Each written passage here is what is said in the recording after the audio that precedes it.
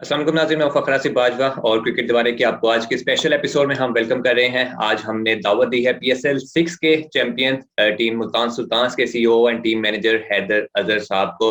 आज हम उनसे बात करेंगे पीएसएल 5 की सारी जर्नी के हवाले से, कहाँ वो फिफ्थ पोजीशन से उठकर कहाँ चैंपियन तक पहुंचे। हमने इनको इस साल के स्टार्ट में भी दावत दी थी। पीएसएल 5 का जब ड्राफ्ट पीएसएल 6 का जब ड्राफ्ट मुकम्मल हुआ था, उसके बाद हमने हैदर भाई को अपने इंटरव्यू में दावत दी थी और उनसे पूछा था कि किस तरह देख रहे हैं आप पीएसएल 6 के ड्राफ्ट को। उसमें काफी ज्यादा थी इनके थोड़ी कंफ्यूजन वगैरह हैदर भाई के पास भी जरूर मौजूद थी। लेकिन उनसे पूछेंगे किस तरह उन्होंने कवर अप किया जो कोविड की ब्रेक हुई थी उसमें, और अब जो पीएसएल 7 का ड्राफ्ट हुआ है उसमें अब वो कितने कॉन्फिडेंट हैं जो उन्होंने पिक्स किए हैं कि वो अपने टाइटल को डिफेंड कर सकेंगे। अस्सलाम वालेकुम हैदर भाई, welcome to the show and thank you very much for taking out time for your from your. अस्सलाम वालेकुम हैदर भाई। अस्सलाम वालेकुम हैदर भाई। Walaikum assalam. First of all, thank you as always for having me over. It's always a pleasure to speak to you guys. Pleasure Haider भाई। क्योंकि बड़ा मजा आता है जब आपका फैंस खास तौर पे जो इतने एक्साइटेड और इतने नॉलेजेबल होते हैं ऑन द सब्जेक्ट, उनके साथ जब आप इंटरेक्ट करते हैं, उनके साथ जब आप बात करते हैं तो हमेशा मजा आता है। और मुझे पता है कि आप लोगों के भी दिमाग में काफी ज्यादा सवालात होते हैं, तो then I always think that such opportunities should be used to address any queries that you may have. So looking forward to this conversation. Okay Haider भाई, ये पहला मेरा सवाल है। ये पोस्ट कोविड हम लोगों ने ये देखा कि मतलब पीएसएल में बहुत चैलेंजेस आए, मतलब ड्राफ्ट में भी आप लोगों रिगार्डिंग प्लेयर्स रिटेंशंस वगैरह। मैं फॉरेन मतलब प्लेयर्स की, या मतलब मैं अगर बात करूं, बिकॉज कोविड में मतलब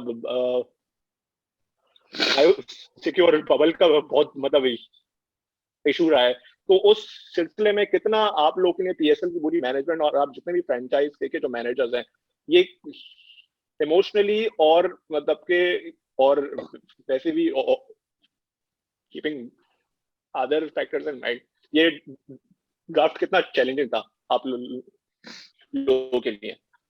सबसे पहले तो जो आपने जो बातें की ना आपके क्वेश्चन में, actually I believe that there are two separate stages to be answered. तो पहले तो मैं बात करूंगा regarding the challenges that we face during covid, और मेंटली कितना स्ट्रेसफुल और टफ रहा है हमारे हम सब के लिए ये सारी जर्नी। ठीक है, तो जब पीएसएल देखिए, जब PSL 5 was postponed due to covid, उस वक्त कोविड का सही तरह किसी को पता नहीं था। It was the right step to take और सब कुछ। लेकिन जो पीएसएल 6 की डिसरप्शन हुई थी because of covid, that was quite that was quite a setback to the brand itself. क्योंकि हम लोगों ने इतनी मेहनत करके वहां पर असेंबल किया था कराची के अंदर। हम लोगों ने जब स्टार्ट किया था पीएसएल, तो we were really looking forward to it. हमारे सारे की खिलाड़ी भी आए हुए थे। फिर उसके बाद जब एक दफा एक बायो बबल में ब्रीच होता है ना, तो चाहे बेशक वो उस वक्त आपको इतना बड़ा ना लग रहा हो, लेकिन जो इन्वॉल्व होते हैं ना लोग बायो बबल में, वो थोड़ा सा उनमें पैनिक क्रीप इन कर जाता है। तो डिसरप्शन जो उस वक्त हुई थी, उस वक्त लोग थोड़े से क्या, काफी ज्यादा हम डिसअपॉइंटेड थे। ये बात अलग है कि it worked in Multan's favour, but I am talking about PSL as a whole. तो हमारे लिए उस वक्त सबसे पहले इंपॉर्टेंट मिशन जो आप बात करें ना, इमोशनली चैलेंजिंग और उस तरीके से क्या था, हमारे लिए the most important thing was कि यार ये आपने पीएसएल 6 अब कंप्लीट करना है। और पीएसएल 6 कंप्लीट कहीं पे भी करना है, कैसे भी करना है, we have to do that because we had to conclude that. और इस साल फिर हमने we wanted it to be bigger than ever.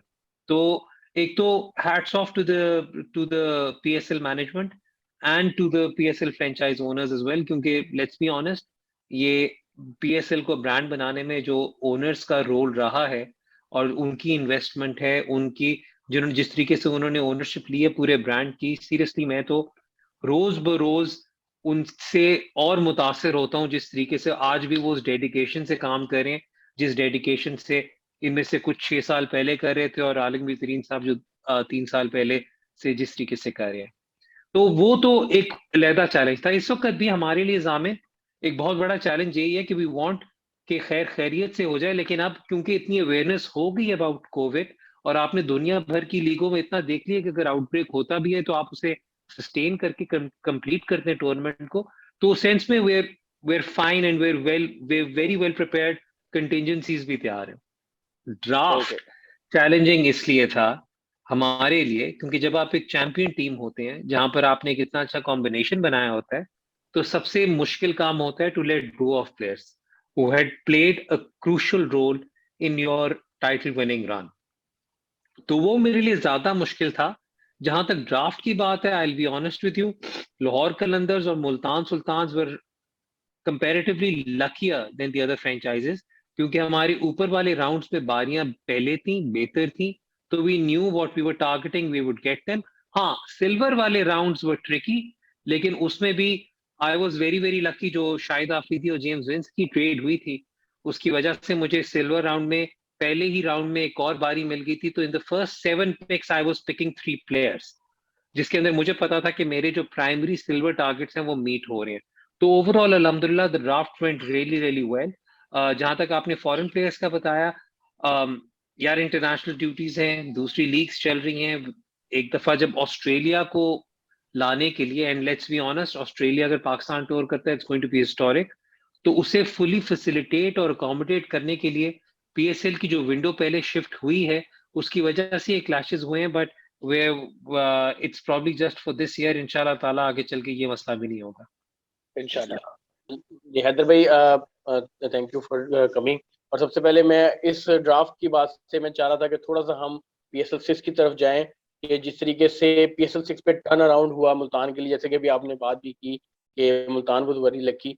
अच्छा, आपने साथ में ये बात भी की स्टार्ट में कि अपने इंट्रो में कि जो फैन जो है वो बहुत इंपॉर्टेंट होते हैं जिनके इंट्रैक्शन में, लेकिन कहीं ना कहीं आपके मतलब से मैं ये भी कहना चाहता हूँ कि पीसीबी में क्योंकि हम फैंस की वजह से ही ब्रांड बिल्डअप होता है, तो कहीं ना कहीं हमारी ही हमसे ही चीजें छुपाई जाती हैं। तो कहीं ना कहीं थोड़ा सा चीज में थोड़ी सी नरमी की जाए। इस दफा भी अगर आप देखें तो लिस्ट वगैरह अनाउंस ऑफिशियली नहीं हुई है बहुत सारे, इवन के अब आगे जाके मैं आपसे डेफिनेटली पूछना चाहूंगा कि कुछ ड्राफ्ट के रूल्स में भी चेंज हुई है, लेकिन before going that way I really wanted to know तो what is the motivation behind that, कि मतलब जो आपने दोबारा से संभल किया है अबू धाबी में, और आप बिल्कुल नीचे के पोजीशन पे थे और वहां से उठ के एक टीम जेलिन होके टाइटल विन करना इस मतलब एक अपने आप में ही एक बहुत बड़ी जैसे कहते हैं कि एक फतह है जैसे कहते हैं। तो उस चीज को किस तरीके से आपने ओवरकम किया? Really wanted to know that all the details.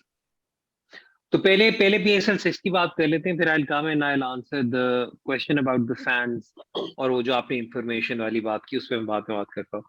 जब हमने मुल्तान सुल्तान्स का ड्राफ्ट किया था PSL 6 का, उसके अंदर जो सबसे बड़ी बात थी वो ये थी कि जब हमने ऑन पेपर अपनी टीम देखी थी, सब कुछ किया था, we honestly thought and believed that we had the best batting lineup in the entire league. क्योंकि हम लोगों के साथ ये सिचुएशन थी कि मतलब अगर आप उस बैटिंग लाइनअप के बारे में सोचो ऑन पेपर, जहां पर आपका क्रिस लिन और जेम्स विंस ने ओपन करना था, आई मीन जब रिजवान ने ओपन करना था, विंस ने 3 पर आना था, 4 पर सुहेब ने रायली ने आना था, 5 पे सुहेब ने आना था, 6 पे खुशदिल ने आना था, 7 पे लाला ने आना था, 8 पे ब्रैथवेट ने आना था या सुहेल तनवीर ने आना था। So when you think about it, तो on paper we felt that we probably had the best batting lineup of the tournament. और हमने उसके पिछले साल की जो रिटेंशंस की थी उसके अंदर the fact that we were able to hold on to all our की बॉलर्स जिन्होंने हमें मिडिल ओवर जिताए थे और सब कुछ किया था, that was very very significant for us. तो हम लोग ऑन पेपर जब कराची लेग भी खेल रहे थे तो हमें था कि हमने एक बहुत अच्छी टीम असेंबल की हुई है। कहां पर गलतियां हुई या कहां पर चीजें हमारी थोड़ी सी वी वर अनलकी। एक तो पहली बात ये, आई don't think anyone was expecting कि कराची में टॉस इतना इतना वन साइडेड बना देगा मैचेस को। मतलब आप इस तरह सोचें कि जो पहले मैचेस हुए थे, 14-13 जितने भी मैचेस हुए थे, उनमें सिर्फ एक टीम टॉस जीतकर पहले बैटिंग करके हारी थी, वो भी हम थे, ये बात अलग है, लेकिन सिर्फ एक टीम थी जो हारी थी। तो दैट बिकेम वेरी लॉपसाइडेड। दूसरी बात ये कि हमने 2-3 मैचेस ऐसे थे जो हमने बिल्कुल विनिंग पोजीशंस में हम हारे थे।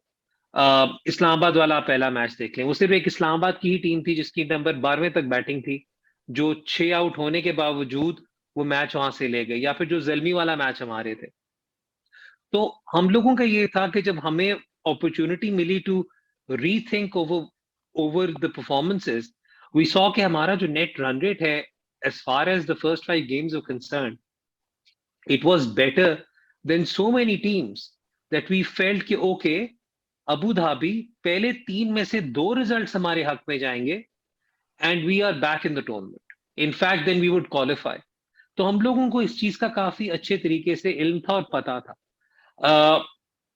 हमारे लिए losing Lala before going to Abu Dhabi was also an upset. I'll be honest with you, क्योंकि लाला की वजह से फिर then तो हमने caution to the wind करके 5 स्पेशलिस्ट बॉलर खिलाए हैं हर मैच में, which was a very test approach. अगर आप नोट करें हमारी 7 पे बैटिंग खत्म होती थी and we went ahead and we played with all of that. तो उसके अंदर जो आप टर्न अराउंड की बात कर रहे हो यार, we were very relaxed. It was a very relaxed atmosphere. We were, I mean, we knew we took every game one by one. Shan Masood's integration into the team was very important. Imran Tahir playing all games, क्योंकि कराची में इमरान ताहिर इसलिए नहीं खेल रहे थे because we wanted to play 4 seamers, and for us to play 4 seamers we had to play Carlos Brathwaite ahead of Imran Tahir.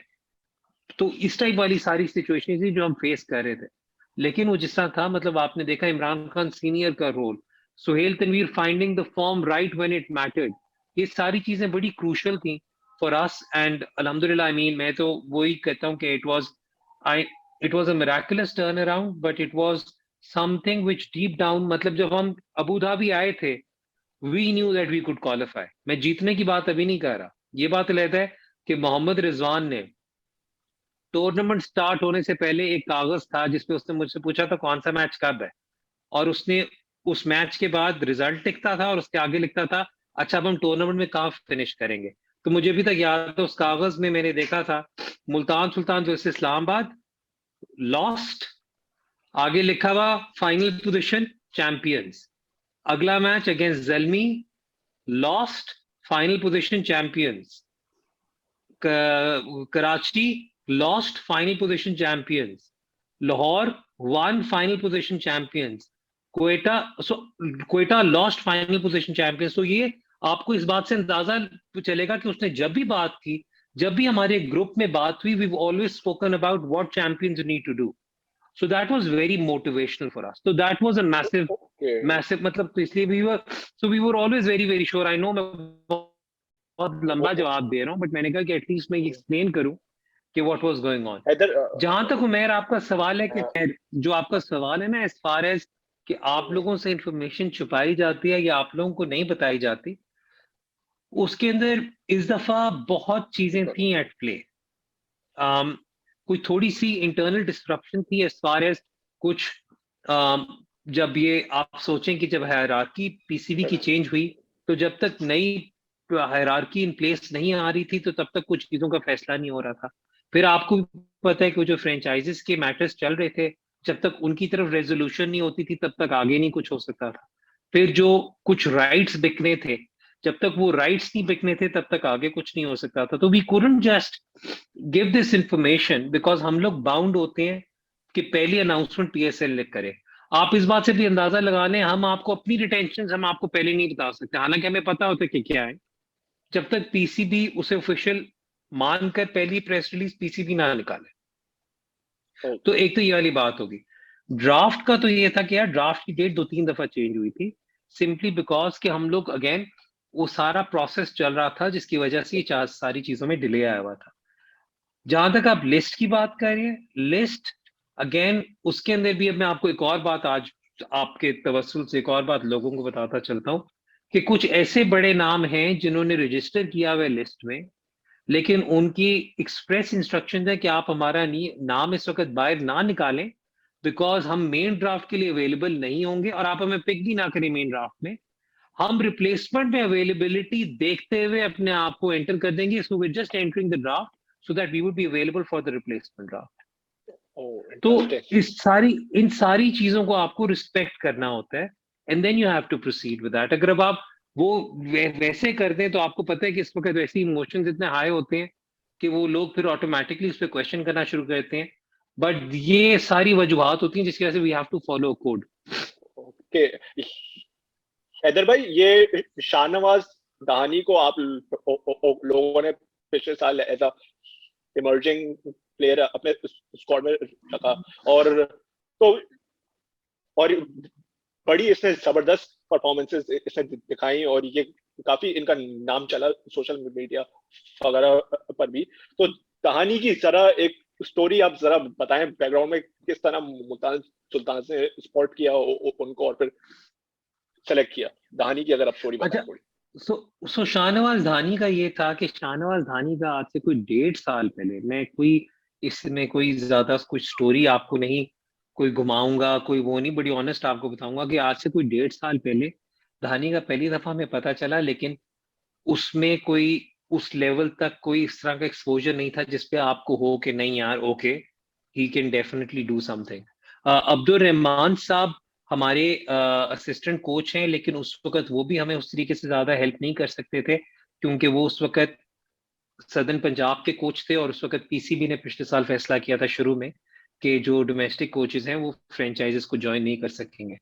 लेकिन अब्दुल रहमान साहब ने before that rule came in, उन्होंने धानी का मुझे बताया था, we receive videos, and then हमने draft consultant के तौर पर राशिद लतीफ साहब को हायर किया हुआ था। वो पिछले साल भी थे, इस साल भी थे, as a draft consultant for Multan Sultan, क्योंकि हमारा एक थिंक टैंक, एक स्काउटिंग नेटवर्क है। स्काउट्स में हमने और भी बड़े लोग हायर किए हुए, लेकिन जो फाइनल वेटिंग वगैरह होती है वो फिर हम एक ग्रुप में बैठकर ओनर के साथ बैठ के, कोचेस के साथ बैठ के, एनालिस्ट के साथ बैठ के, इस दफा रिजवान को भी, ताकि Rizwan knows about each and every person that we are discussing right now, तो ये सारा उसके मुताबिक होता है। तो धानी को हमने तब देखा था, लेकिन धानी का सही मैच्योरिटी का लेवल, अगेन जब आप इमर्जिंग प्लेयर देख रहे होते हो ना, तो rather than looking at T20 stats और लिस्ट ए स्टैट्स, हम देख रहे होते हैं कि कितना फर्स्ट क्लास खेले में और कितनी परफॉर्मेंसेज है। धानी का वो पहला फर्स्ट क्लास सीजन था, it was also televised, so we got an opportunity to look at him. Rahman भाई ने ऑलरेडी उसे देखा हुआ था, राशिद भाई ने ऑलरेडी देखा हुआ था, और जब मैंने फ्रैंकली स्पीकिंग उसे देखा तो हमें था कि क्वेटा की पहली बारी है, then it's us. We had an idea that Quetta was going for Saim Ayub, so we were very, very certain that we were going to get Shahnawaz Dhani. तो उस सेंस में इट बिकेम, जिस तरह इस दफा सबको पता था कि पहली बारी में जमान वुड गो, राइट? सो हर साल आपका जो एक टॉप इमर्जिंग होता है, आपको आइडिया होता है कि पहली बारी में कौन जा रहा है, स्पेशली खास तौर पर अगर वो बॉलर हो। तो धानी की ये स्टोरी थी, और उसके बाद अल्हम्दुलिल्लाह यार, हैट्स ऑफ टू हिम, मेहनती लड़का है, inquisitive है, wants to learn every मतलब throughout, he is such a bright spot and bright energy in our dressing room। हम सबका वो छोटा भाई है, बल्कि जिस तरीके से इमरान ताहिर ने उसे अपने विंग के अंडर लिया हुआ होता है, वो देखने वाला हाल होता है। So I mean we just love the kid, और हमारी लिटरली उस बच्चे के लिए दिल से दुआएं निकलती हैं। आज भी काफी अच्छी परफॉर्मेंस दिखाई दानी ने, वो लग रहा था कि डिफरेंट ही बॉलर है जितने भी बॉलर्स ने बॉलिंग की Pakistan versus West Indies T20 international में। हैदर भाई, थोड़ा इस ड्राफ्ट के बारे में आ जाते हैं। आपकी प्लेयर्स की जो कैटेगरीज रिन्यू हुई थी उसमें आपके पास सिर्फ एक था, रिजवान थे इन प्लैटिनम कैटेगरी फ्रॉम लोकल्स। बाकी हमने देखा कि बाकी टीम्स के ज्यादा प्लेयर्स भी मौजूद थे इन प्लैटिनम कैटेगरी। तो विंस की ट्रेड करना, और जबकि विंस आपको मुझे पता है काफी ज्यादा पसंद है, तो उसको छोड़ना कितना मुश्किल था? और और काफी लोग ये अंदाजा शेयर नहीं लगा रहे कि सिल्वर की पिक के लिए आपने छोड़ा है, तो सिल्वर की पिक में आपने जो पिक किया है वो भी आप के लिए बहुत ज्यादा जरूरी था। वो एक तो एक्सप्लेन कर दें थोड़ा, और उस्मान कादिर को बेसिकली छोड़ना आपके लिए कितना ज्यादा मुश्किल था इन दो प्लेयर्स के लिए?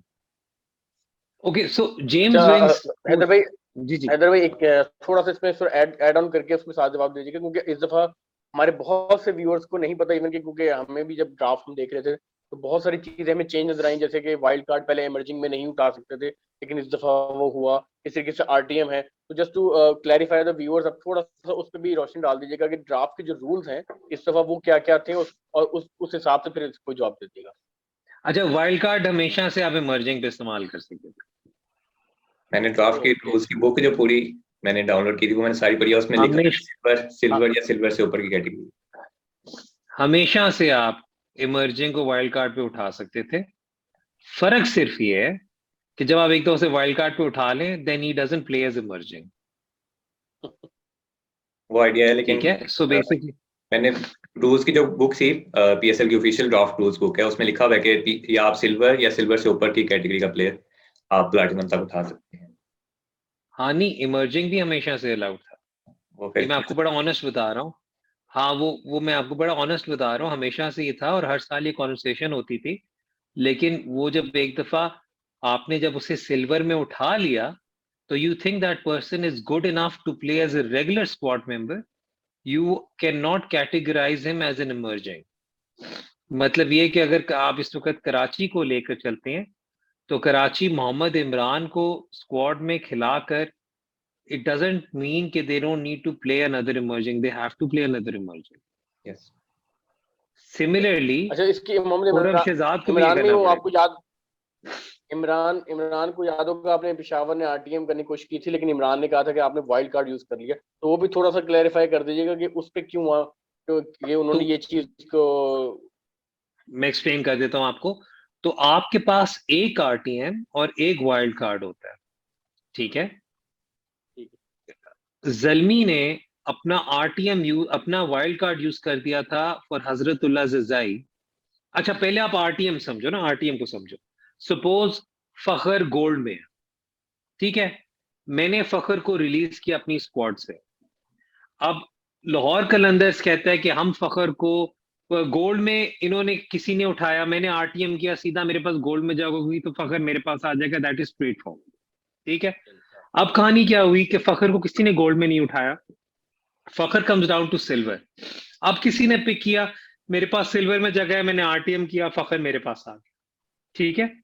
अगर अब इसी सिनारियो में अगर कोई फखर को डायमंड में उठाता है वाइल्ड कार्ड और वाइल्ड कार्ड करके, तो वाइल्ड अगर कार्ड मैं आरटीएम उसको, सेम यूज करता है। नहीं वो तो सिर्फ वाइल्ड कार्ड यूज कर रहा है ना दूसरा बंदा, तो जो ओपोनेंट है। अगर अब मैंने इसे राइट टू मैच करना है तो I have to use both RTM and wild card, ठीक हो गया। So Zalmi had already used their wild card on Zazai, yes इसलिए वो क्योंकि सिल्वर में इमरान को नहीं उठा सकते थे।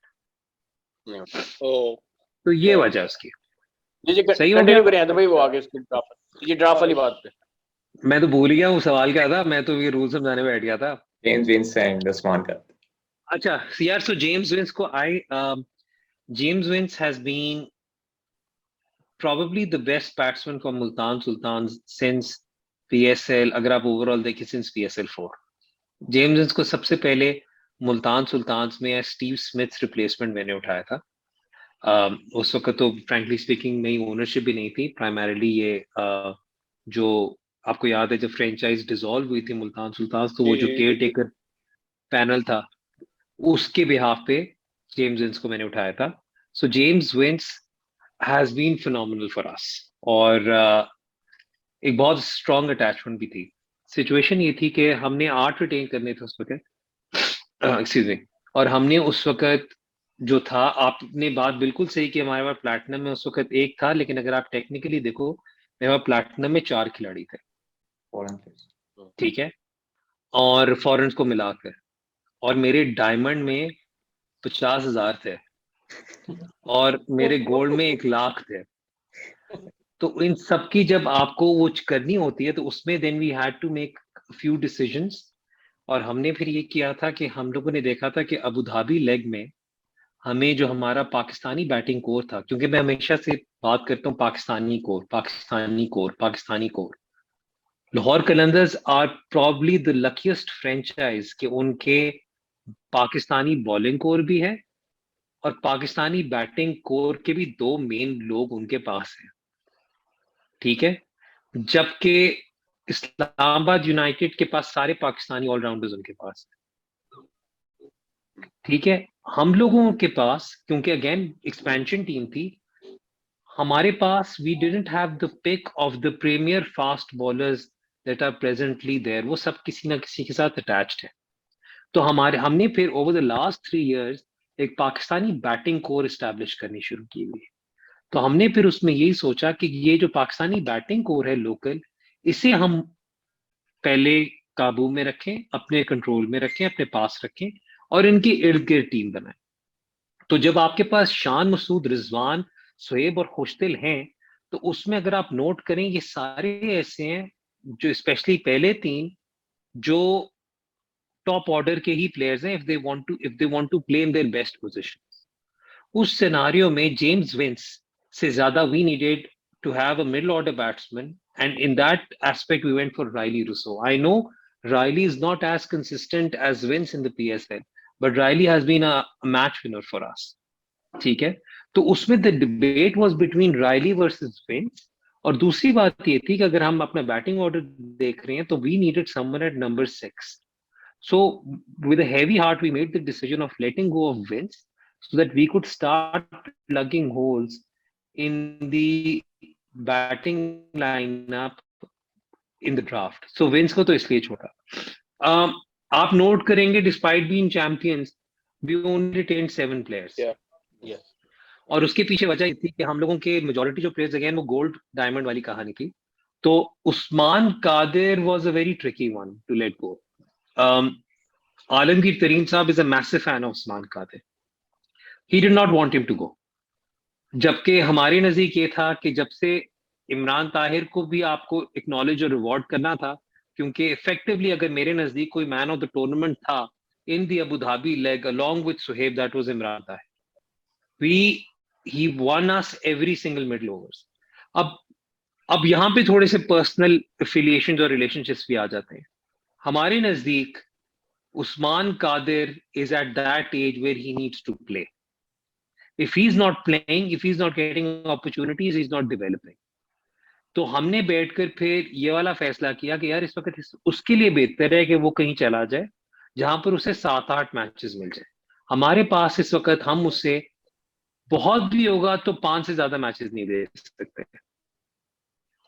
सो for that, in that aspect you also देखो, you also have a responsibility towards these guys who have served you so well. आप उनके लिए भी बेहतर चाहते हो, तो इसलिए हमने पहले कोशिश की कि स्ट्रेट अवे उनकी ट्रेड हो जाए ताकि गोस टू अ टीम जहां पे ही कैन प्ले, या फिर ड्राफ्ट में भी वी देन रिलीज हिम। और काफी हद तक आइडिया था कि 2 टीमें उसमें इंटरेस्टेड होंगी टू पिक हिम, तो that was the thinking behind it. तो उस्मान कादिर को रिलीज करना was not easy as well, लेकिन मैं आई वोंट बी सरप्राइज्ड कि मतलब हम सारे इतने बड़े उस्मान कादिर के फैंस हैं, आई वोंट बी सरप्राइज्ड अगर 2 साल बाद हम यही कॉन्वर्सेशन कर रहे हैं कि Usman Qadir is now back with the Multan Sultans. वही थोड़ा वापस, बट इस वक्त उसके लिए जरूरी है खेलना, क्योंकि इमरान ताहिर भी अब जाहिर है लेटेस्ट स्टेज में अपने करियर के। आसिफ अफरीदी इज 35 प्लस, तो कहीं ना कहीं आपको दोबारा वापस चाहिए होगा एक लेगी जो आपने डेवलप किया है। यार मतलब क्या नाम है अगेन, एक तो ये कि इमरान ताहिर को आप ना कहना कि the latest stages of his career, क्योंकि जितना वो फिट है ना आदमी और जितना वो हार्ड वर्क कर रहा है, he can easily play for another 2 to 3 years। Asif Afridi पे I am really really happy इस वजह से क्योंकि हम लोगों ने ड्राफ्ट के अंदर जाकर we were able to get at least 3 of our guys who were there in Abu Dhabi back with us। Mazhar Abani, Imran Khan senior, Asif Afridi. Okay Haider भाई, ये Sohail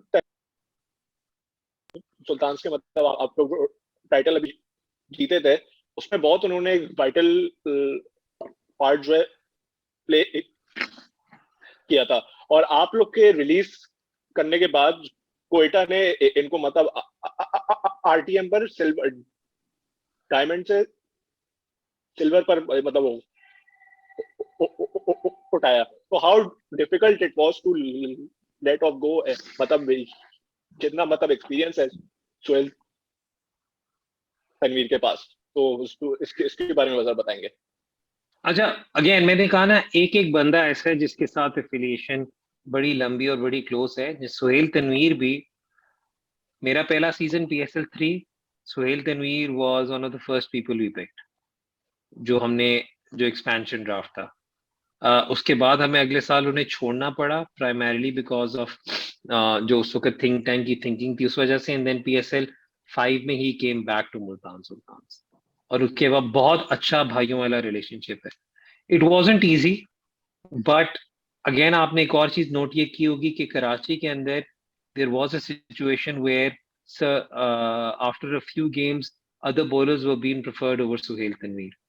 Now he is also someone who at this point in time probably deserves to play each and every single game. तो जब हम यहाँ पर मैं उन्हें guarantee अगर अभी इस वक्त नहीं कर सकता game time, so that is also something which sort of like is should also be, I mean, I do not want him to feel कि यार वो यहाँ पर बेंच पे बैठे हुए, क्योंकि जब इतना सीनियर और इतना अच्छा खिलाड़ी बेंच पे होता है तो इट इज नॉट गुड। ये बात अलग है कि वो कभी थोड़ी सी भी शिकायत नहीं करते। He is such a professional, he is one of the nicest people to have in the dressing room. तो ये थिंकिंग थी। राइट टू मैच हमने, अगर आप नोट करो, किसी पे यूज नहीं किया। We didn't use the right to match on anyone. लेकिन अगर सिल्वर में शायद उस्मान कादिर होते तो we could have used the right to match there, keeping the future prospect in mind. और मोस्ट ऑब्वियसली अगर इमरान खान सीनियर को कोई पहले उठाता तो maybe then we could have used the right to match as well. तो ये थी सारी सिचुएशन।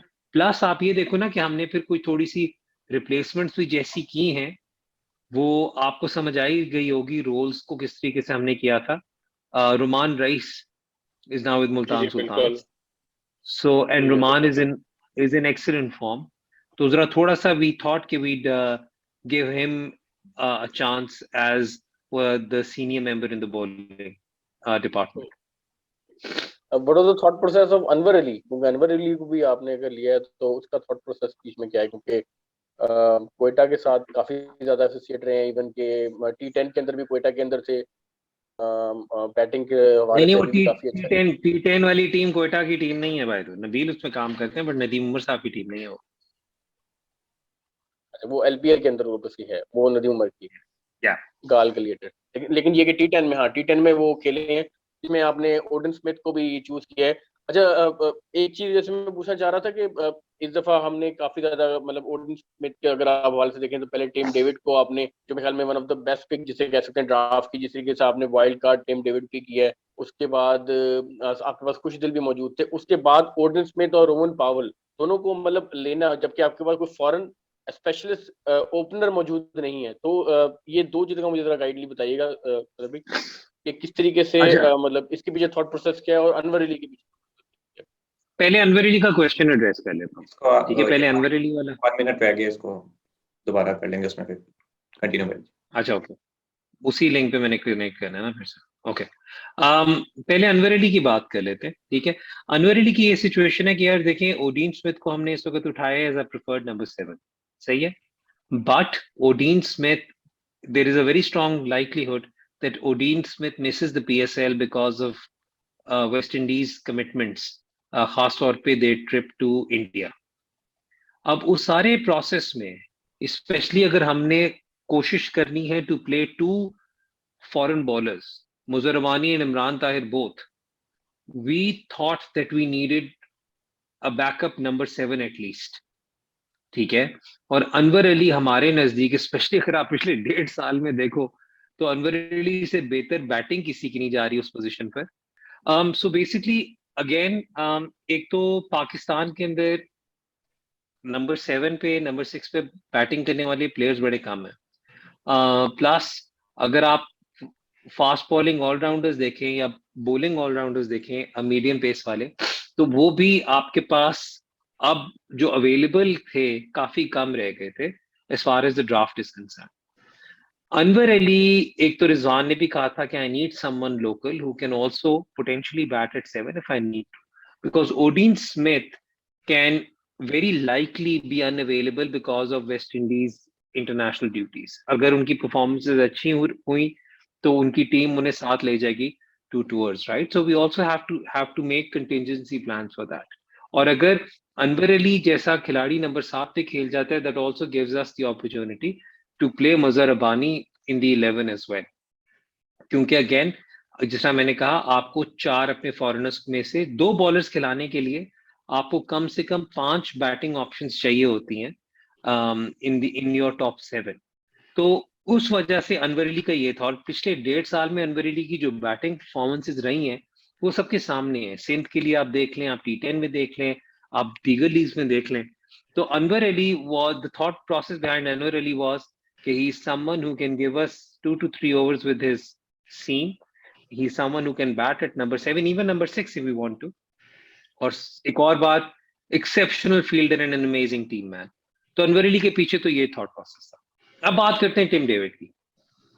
तो जब हमने अपनी रिटेंशंस कर ली तो उसके बाद हम बड़े क्लियर थे कि हमारे कौन से गेपिंग होल्स हैं हमारी पोटेंशियल 11 में। तो उसके अंदर हम लोग जिस तरीके से भी करते थे, क्योंकि पिछले साल अगर आपको याद हो तो एक तो जॉनसन चार्ल्स थे जो असल में ओपनर हैं, लेकिन वो फ्रेंचाइज के लिए नंबर 5 पे खेलने को तैयार थे।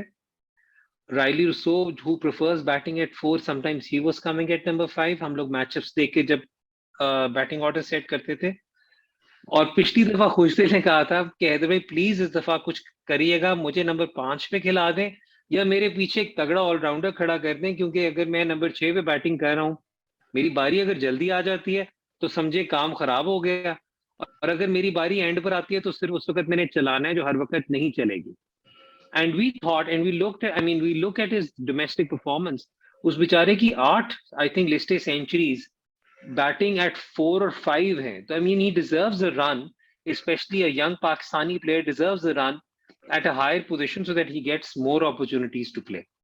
उस सिचुएशन में हमारे लिए नंबर 6 लॉक करना सबसे ज्यादा जरूरी था शुरू में, और उसके लिए then we looked at it and we were very very impressed with Tim David, obviously with his stint from Lahore Qalandars, and in addition to that Tim David Andy flower के साथ भी सेंट लूसिया में रह चुके हैं। तो we knew what to expect from Tim David.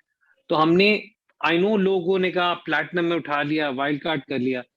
देखिए कई दफा जब मैं ड्राफ्ट कर रहा हूं तो ना, if there is a player who we think is suitable for a role, we don't really care about the category there. Then we go primarily for the person we want in that specific role. That is why सबको पता था फखर was going in the first pick. We had to make a decision who we wanted, Tim David या ओडीन Smith, because number 7 भी fulfill करना था हमें, right? तो उस thinking में we went with Tim David, और फिर as luck would have it कि जब डायमंड में हमारे तक बारी आई तो ओडीन Smith was also in the running for the first round pick was available to us there as well, so we locked him down as well. तो उससे हमने अपना 6 और 7 अपना सिक्योर किया, और अनवर अली अगेन जिसका मैंने कहा अगर जरूरत पड़े तो ही कैन कम इन, जिसकी वजह से we can then go ahead and play proper bowlers in this I mean in the rest of the 11. Okay Haider भाई, ये एक फैन है सुल्तान के, अहमद खान, ये क्वेश्चन मतलब भेजा है एक इन्होंने कि मुल्तान सुल्तान ने मतलब इस बार कोई ऐसा बैकअप ओपनर्स नहीं मतलब लिए आप लोगों ने, तो उसका क्या मतलब, उसकी क्या वजह? हमारे पास 4 ओपनर्स हैं यार। अच्छा, we already have 4 openers. We have Shan Masood, we have Mohammad Rizwan, we have Suhaib Maqsood, and we have Amir Azmat, the emerging kid that we've picked. उसके अलावा Riley also likes to open as well.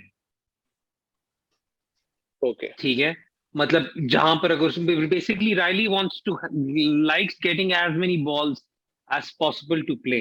तो openers वाली जो बात है वो again, क्योंकि जिस तरह मैंने कहा ना, विंस को छोड़ने के पीछे बुनियादी वजह ये बन गई कि फिर हम अपने लोकल ओपनर्स की तरफ रिलाय करें। So that was the reason. So we have actually मेरा on our team we have at least 4, हो सकता है आगे चल के बढ़ जाएं, बट एटलीस्ट 4, क्योंकि there is a possibility that due to COVID we may add players to the squad. So yeah. अच्छा हैदर भाई, इसमें ये भी मैंने भी क्वेश्चन पूछा था, ये जो आपके फैंस हैं मुल्तान सुल्तान के, कहीं ना कहीं मुझे लगता है इनका भी माइंडसेट वही है, क्योंकि लास्ट टाइम अगर आपको याद होगा तो आपके पास ओपनर, फॉरेन ओपनर्स के काफी ऑप्शन मौजूद थे। इससे पहले एडम लिच भी मौजूद थे लास्ट टाइम, तो खैर वो मतलब इंजरी की वजह से नहीं खेल सके, और अगर आप देखें उनको एक मौका मिला था लाहौर कलंदर के अगेंस्ट ही, और जो उन्होंने 50 बड़ी स्ट्रॉन्ग 50 बनाई थी, ऑलमोस्ट गेटिंग अवे, वो लाहौर कलंदर से मैच लेके जा ही रहे थे वो। तो एक वो मतलब वो भी पोटेंशियल एक जैसे कहते हैं वो प्लेयर बन सकते थे। तो मेरा भी क्वेश्चन यही था कि जितने ज्यादा आपने लो डाउन में टेक किए, इट कुड बी हैव के एक अच्छा तगड़ा फॉरेन ओपनर भी आपके पास होता। अभी तो खैर ऑब्वियसली ओडन स्मिथ के जैसे आपने बताया कि इट कुड बी के वो अनअवेलेबल हो जाए, लेकिन अभी हम सिर्फ डार्क पे स्टिक रहे, तो मतलब उस माइंडसेट से क्वेश्चन पूछा था कि डू यू मतलब आपको समझते हैं कि हमें एक फॉरेन एक तगड़ा ओपनर भी रखना चाहिए था लोकल के अलावा? नहीं यार, to be honest with you, नहीं हम लोगों ने, क्योंकि यार अगर आप उस तरीके से देखते हो, we had the option on Munro, we had the option on Jason Roy, we had the option on Banton, we had the option on all these guys, even Chris Gale for that matter. मतलब बेशक I understand कि Chris Gale may not be the Chris Gale that we are all used to, लेकिन we were very very clear on it, because अब मैं उसमें data और statistical analysis अगर आपको देखकर बताऊं, तो जो एक एवरेज स्कोर है पावर प्ले का पाकिस्तान के पीएसएल के अंदर, वो एक फॉरेन ओपनर के साथ और हमारे लोकल ओपनर्स के साथ 2-3 रन का ही फर्क बन जाता है maximum. So I honestly think जब से पीएसएल पाकिस्तान में मूव हुई है, ज्यादा मैचेस होने शुरू हुए हैं और local openers have been catching up to the foreign openers. हाँ, ये बात रहता है कि अगर कोई एलेक्स हेल्स हो या मनरो हो, वो अगर 6 ओवर खेल जाए तो फिर उसके बाद वो फिर आपको घर तक छोड़कर आता है. ये बात आपकी बिल्कुल ठीक है. But to be honest with you, हम लोगों की जब उस तरीके से थी ना, देखिए we also have to do right by our people, जिन्होंने कंट्रीब्यूट किया हमारी विंस में, जिन्होंने थ्रू आउट हमारे साथ उस तरह किया. We need to repay their hard work and dedication by having faith in them. So this is something that we as a maybe, I think इसमें थोड़ा सा बियॉन्ड डेटा ये थिंकिंग हो जाती है थोड़ी सी, लेकिन उन लोगों ने जहां आपको डिलीवर किया है, तो we have to back Shad Masood, Sohaib Maqsood, Khushdil Shah. We have to back these guys. जहर भाई, एक साथ में एक बड़ा इंपॉर्टेंट क्वेश्चन है, जो इमर्जिंग आपकी पिक्स है उसके बारे में थोड़ा सा जानना चाहूंगा. जैसे कि आपने कहा कि एक हमारे पास ओपनर है आमिर अजमत और दूसरा एहसानुल्लाह, जो 140 प्लस पे भी बॉल करते हैं. तो उस थोड़ा सा उसके बारे में, क्योंकि आपको पता है इमर्जिंग एक सबसे एक्साइटिंग पिक होती है. PSL is all about new talent finding. तो इसके लिए थोड़ा सा मुझे जानना चाहिए था फॉर आवर व्यूअर्स और हमारी नॉलेज के लिए.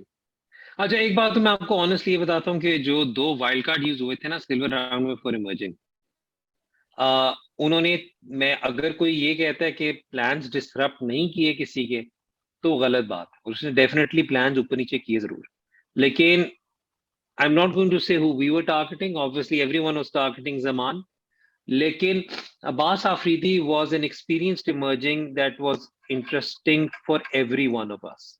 प्लस अभी जो एक बहुत अंडररेटेड एबिलिटी है अब्बास की, that is with the bat. So potentially अगर आप अब्बास को सही तरह ग्रूम करें, तो Abbas can be a very very good option at number 7 and number 8. ठीक है, अब्बास आफरीदी का. प्लस आपने ऑलरेडी उन्हें देख लिया, उनकी बॉलिंग आप लोग देख चुके हैं. यस, एक आधे मैच में उन्हें बहुत बुरी तरह अटैक किया गया था, लेकिन जो उनके पहले मैचेस थे सब कुछ था. ए टीम के टूर्स कर चुके हैं, सब कुछ कर चुके हैं. So he is an experienced emerging. So we very happy with Abbas. Aamir Azmat is a player जो हम सबको बड़े अरसे से पसंद था, और आमिर अजमत can also bowl seam bowling. So he's an all-rounder. He's a batting all-rounder who can bat anywhere in the order. Primarily, he prefers to open, लेकिन he also gives you 2 overs of seam if you require. ठीक है, not express fast, but he's decent enough to at least अगर आपने over का workload share करना है तो वो आप कर सकते हैं.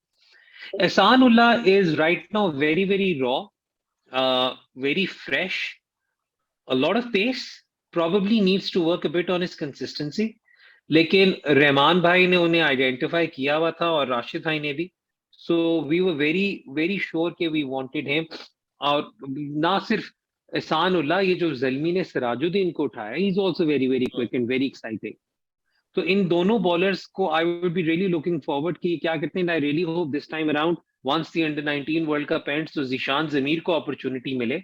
ये 3 लड़के बहुत एक्साइटिंग फास्ट बॉलर्स है. मतलब फैसल अकरम्स की तो हम बात ऑलरेडी कर रहे हैं ना, उनका तो पता है फैसल का, सबको अभी में आइडिया है. लेकिन ये 3 जो फास्ट बॉलर्स होंगे, इनका देखने वाला होगा how they perform in the PSL. निशान जमीन के बाद तो बैटिंग का भी फायदा है ना. निशान जमीन could be a good all-rounder as well. यार I don't know much about his batting, I won't lie to you. लेकिन आमिर अजमत is a really good batsman who can bowl seam. तो मतलब उनका तो मैं कैटेगोरिकली आपको बता सकता हूँ. और and Abbas Afridi is a proper allrounder. Haider भाई, ये जिम्बाब्वे के एक ये प्लेयर है मुजर बानी, जिनको आप लोगों ने सप्लीमेंट्री में आप लोगों ने मतलब लिया है. तो इसके पीछे क्या मतलब थॉट प्रोसेस था आप लोगों का? इसने हमें टूर्नामेंट जिताया था यार पीएसएल, टूर्नामेंट इसके जितवाया था, पीछे और इसलिए कोई तो प्रोसेस था ही नहीं। आधा जी आधा आधा ड्रेसिंग रूम उसे मुन्ना कहता है, आधा ड्रेसिंग रूम उसे अन्ना कहते हैं। इज लाइक अच्छा a brother to us, everyone loves him तो like anything, one of the okay nicest and the sweetest people you ever meet. या बल्कि sure Mazhar Abbani was I mean, oh my god, he was pivotal in us winning. Mazhar Abani provided support to Imran Khan Senior and Dhani in there, और Sohail yes वो तनवीर तो के भी कोई बल्कि अच्छा खासी रिस्पॉन्सिबिलिटीज मजहर अबानी ने संभाल ली थी। तो मजहर अबानी तो हमने बल्कि जब डायमंड में ओडीन स्मिथ को उठा रहे थे तो आई थिंक उस वक्त तस्वीरें चल रही थी कि सप्लीमेंट्री के पहले राउंड तक मजहर अबानी बच जाए हमारे तक। वी आर सरप्राइज कि डिस्पाइट, क्योंकि हमारे पास उसके लिए राइट टू मैच नहीं था, यस यस एग्रीड। ना उसके लिए ना आसिफ आफरीदी के लिए। तो हम लोग तो उस वक्त लिटरली दुआएं कर रहे थे यार मजहर अबानी हमारे तक बच जाए। वो रिजवान मेरे साथ जूम पे था, बबल के अंदर से बैठा हुआ, उसने कहा था भाई मेरा मजहर अबानी मुझे चाहिए, मुझे मेरा मजहर अबानी चाहिए। मैंने कहा यार रुक जाओ, अभी कैलकुलेशन हो रही है। अच्छा हाँ, अब सीन उसका बन रहा है, अब देखते हैं, अब देखते हैं, देखते हैं। जैसे नहीं हुआ उसने कहा अच्छा मजहर अबानी ले लिया, अच्छा खुदा हाफिज में जा रहा हूँ, मेरी ट्रेनिंग है। उसने लिटरली ये बात की। मुजर अबानी की अवेलेबिलिटी हाँ का तो भी थोड़ा ये बता दें, वो अफगानिस्तान की पहले सीरीज। हाँ वही मैं पूछने यार लगा था। जी जी। अभी एक सीरीज, अभी हाल में आई थिंक एक सीरीज या कुछ हो रहा था जिम्बाब्वे का, जिसके अंदर मजहर Abani excused himself because he was playing county in England. So right now I don't know उस पे कितना लगता है, लेकिन इस वक्त यार आपकी जिस तरह अभी आपकी सीरीज अनफॉर्चुनेटली आज थोड़ी सी कॉल ऑफ हुई है, ओमनिक्रॉन के चक्कर में there is a strong possibility कि अफ्रीका वगैरह में भी इवेंट्स कॉल ऑफ हो जाए, या उनके भी प्लेयर्स वगैरह के इवेंट्स कॉल ऑफ हो जाए। सो इस वक्त you have to wait and see how things happen. लेकिन वो नहीं भी आएगा वो हमारे रोस्टर पे यार, even for the future, because मैंने आपको बताया ना, पार्ट ऑफ द फैमिली वाली सिचुएशन। हैदर भाई टिम डेविड की क्या मतलब अवेलेबिलिटी है वो जरा जरा बता देंगे? या टिम डेविड की अवेलेबिलिटी ये है कि Tim David will be playing for Hobart Hurricanes in the Big Bash, so he'll be joining us after the Big Bash. The question was over his domestic contract because he's also contracted to Cricket Australia for 50 overs. But abhi tak he has expressed interest in coming and playing the PSL instead of the 50 overs. So that is why I'm assuming, और अगर आप देखो Big Bash is also a very very tough competition. Hobart जिस दिन हमने pick किया था उस दिन होबार्ट ने 200 रन किए थे और जीते थे बड़ा कन्विंसिंगली।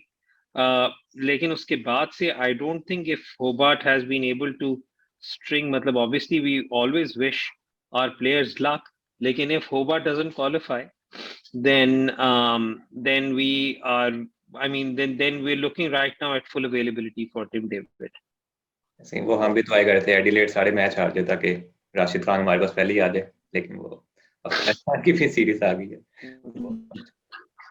एक साबिक अहमद है हमारे पास, इंडिया से काफी फॉलो करते हैं पीएसएल वगैरह को। उनका एक सजेशन थी कि आपके से आपका पॉइंट ऑफ व्यू जानना चाहते कि जैसे बीबीएल में साइनिंग्स होती हैं इंटरनेशनल प्लेयर्स की, तो क्या पीएसएल में नहीं इस तरह होना चाहिए कि हम जो फ्रेंचाइज हैं खुद रब्ता करें एजेंट से और इंटरनेशनल साइनिंग्स करें, और ड्राफ्ट जो हो वो सिर्फ लोकल प्लेयर्स की हद तक हम मुनक्कद करवा दिया करें?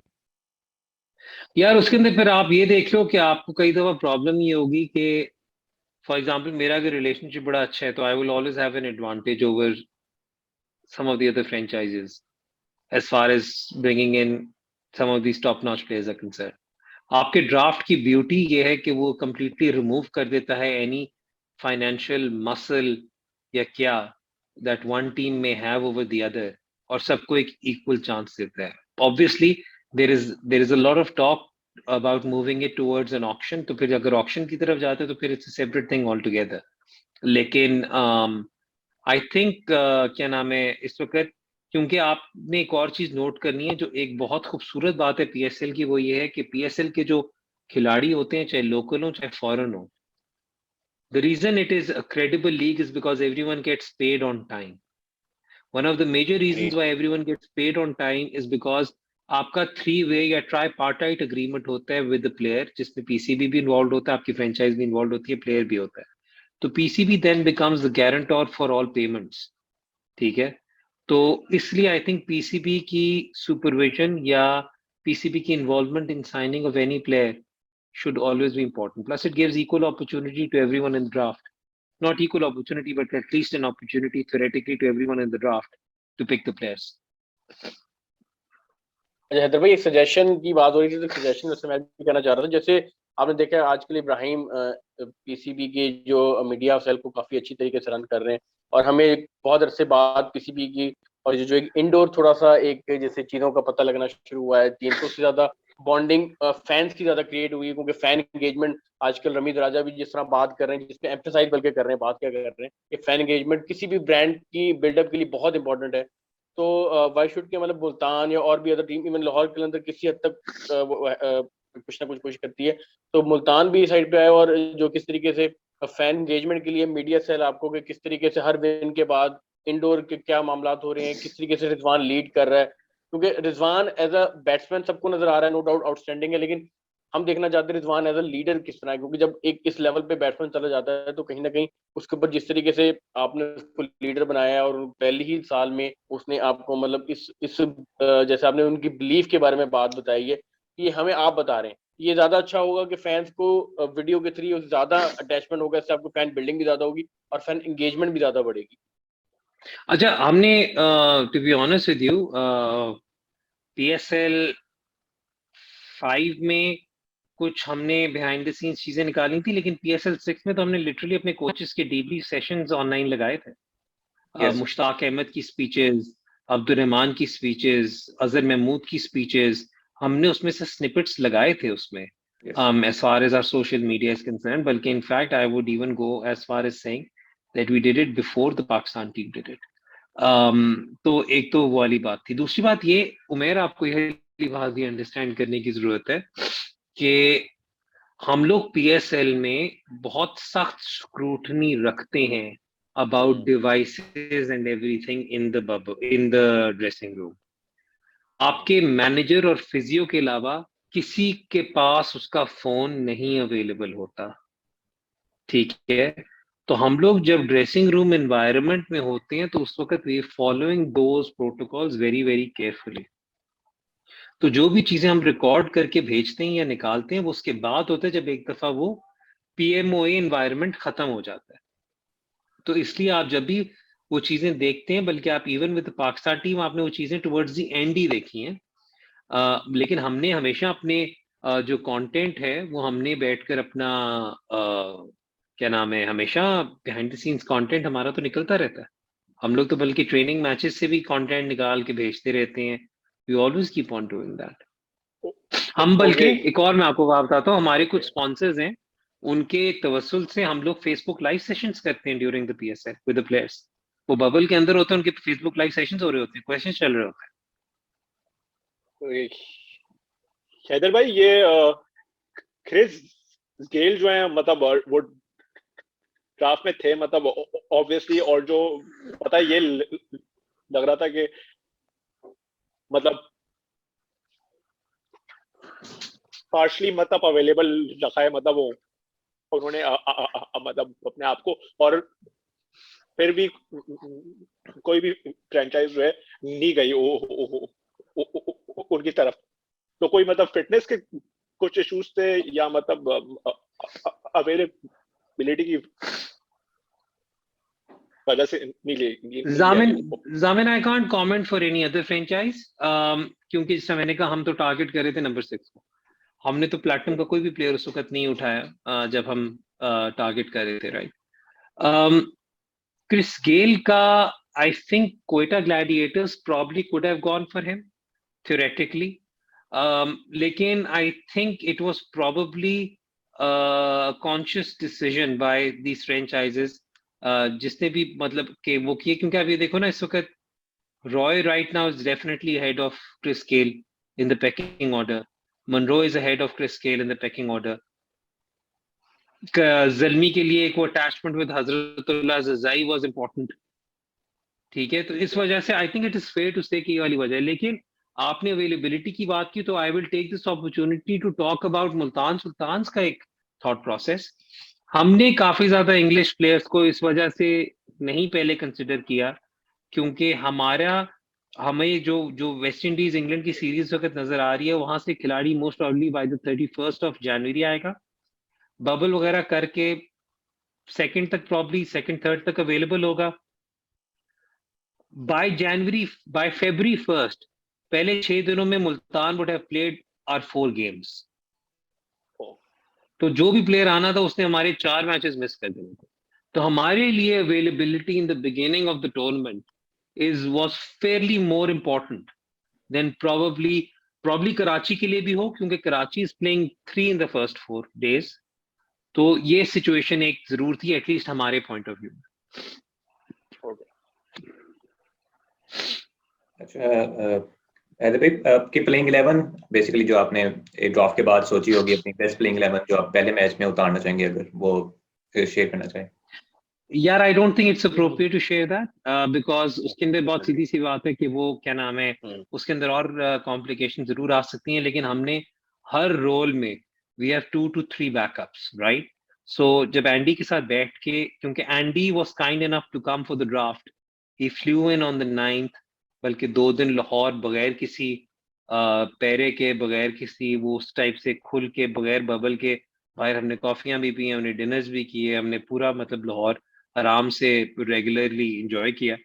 तो एंडी के साथ हमने 3 से 4 डिफरेंट कॉम्बिनेशंस देखे, और फिर देन वी ट्राइड कि we would cover all those basis, which अल्हम्दुलिल्लाह we have. So we are very happy in that manner कि हमने अपने सारे जो कॉम्बिनेशंस है ना, उनके लिए जो हमने सोचा हुआ था, वी कवर्ड दोज बेसिस। अदर भाई, हुसैन तलत को किस आपने ट्रेड किया, किस नंबर पे आपने सूटेड करा दिया, इसके लिए क्या रोल सेलेक्ट किया बेसिकली आपने? नहीं, वो तो जल्दी मैंने तो हुसैन तलत तो नहीं किया, ओए जल्मी के पास गया हुसैन तलत। हाँ वो उधर से गया, वो जल्मी के पास गया हुसैन तलत पिक के लिए। हाँ इमरान खान सीनियर को काफी लेट आपने जाकर ड्रॉप में पिक किया। मुझे लग रहा था कि आप पहले वो ये जो कह रहे हैं ना आरटीएम अपनी यूज करेंगे आरटीएम के लिए। यार देखिए, जब आरटीएम आ जाता है ना, तो कुछ चीजों पे आप फिर रिलैक्स कर गए थे। इस दफा आरटीएम जब था ना, आपको आरटीएम की वजह से 2-3 चीजों को फर्क पड़ा है इन द ड्राफ्ट। पहली बात तो एक ये चीज का फर्क पड़ा है कि जब आप रेलीगेशन फ्लोट करते थे, तो अमूमन अगर कोई दूसरी फ्रेंचाइज उसमें इंटरेस्ट शो करती थी, तो आप या उस प्लेयर की कैटेगरी को मैच करते थे या उस प्लेयर को दूसरी टीम को दे देते थे।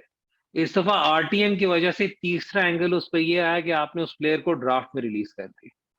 जब आपने उसे ड्राफ्ट में रिलीज कर दिया, तो आपने देखा कि अगर मुझे अपॉर्चुनिटी मिलेगी तो मैं आरटीएम उससे मैच कर लूंगा, क्योंकि अगर आप किसी की रेलीगेशन फ्लोट कर रहे हैं तो वो इसीलिए कर रहे हैं because you want that person in your team, ठीक है, आप उसके लिए जगह बनाना चाह रहे हैं।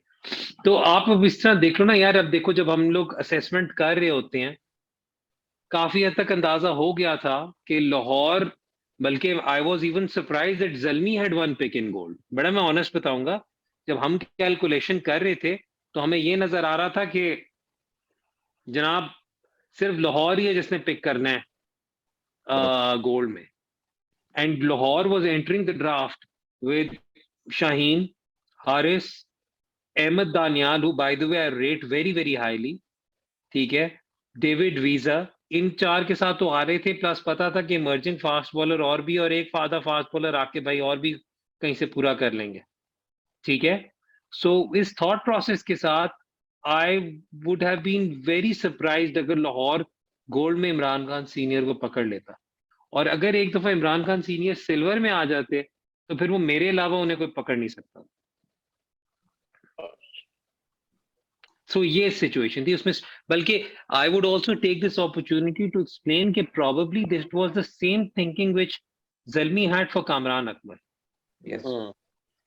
It wasn't, I don't, मतलब मैं, I love Kami, I have a very good relationship with him, I haven't had the chance to speak to him, अब तो खैर शुक्र है मसला रिजॉल्व हो गया, लेकिन मैं कामी को एक्सप्लेन करता कि एक दफा इट्स नॉट अबाउट डिसरिस्पेक्ट, लेकिन स्ट्रैटेजी में जब आपको एक दफा नजर आ गया कि कोई और इस प्लेयर को इस कैटेगरी में नहीं उठा सकता, तो मैं उसे नीचे कर उठा सकता हूँ, क्योंकि नीचे फिर कोई भी उठकर उठाता तो राइट टू मैच हो जाता वो।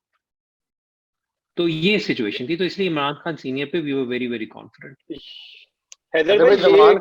जमान खान पे थोड़ा सा मैं चाहता हूँ कि आप थोड़ा सा, क्योंकि वो सबसे पहले आपके साथ ही एसोसिएट रहा है, वो ऑब्वियसली इस वक्त तो हॉटेस्ट पिक था इन द ड्राफ्ट ऑफ इमर्जिंग।